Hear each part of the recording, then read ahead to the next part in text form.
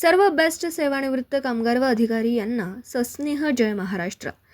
अत्यंत हर्षोल्लासात कळवण्यात येत आहे की बेस्ट सेवानिवृत्त संघर्ष समितीने केलेल्या सततच्या पाठपुराव्याला आज यश प्राप्त झालं आहे.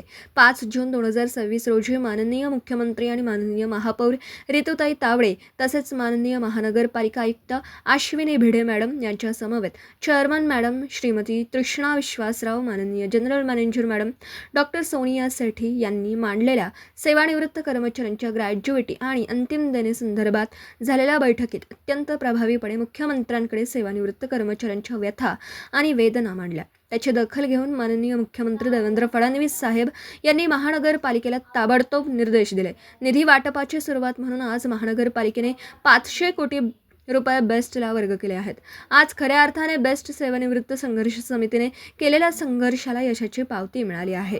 हे यश केवळ आणि केवळ बेस्ट सेवानिवृत्त संघर्ष समिती, पदाधिकारी आणि तमाम सेवानिवृत्त बेस्ट कामगारांच्या सहकार्याने आणि एकजुटीने प्राप्त झालं आहे. सेवानिवृत्त कामगारांचे देणे मिळवण्यासाठी केलेल्या अपरिमित कष्टाचीही पोचपावती आहे आणि त्याच श्रेय कोणीही लाटण्याचा प्रयत्न करू नये. ही तर सुरुवात आहे. अजूनही निधी येणार असून सर्व सेवानिवृत्त कर्मचाऱ्यांची संपूर्ण रक्कम मिळेपर्यंत बेस्ट सेवानिवृत्त संघर्ष समिती आग्रही आहे. सर्व सेवानिवृत्त कामगारांच्या एकजुटीचा आणि सहकार्याचा हा विजय असून बेस्ट सेवानिवृत्त संघर्ष समिती आपल्या सर्वांचे आभार आणि अभिनंदन करत सर्वांना शुभेच्छा.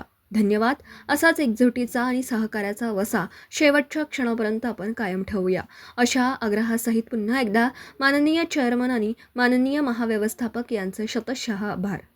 दिलेला शब्द आणि एक रकमी देणी मिळवून देणारी एकमेव समिती ती म्हणजे बेस्ट सेवानिवृत्त कामगार संघर्ष समिती.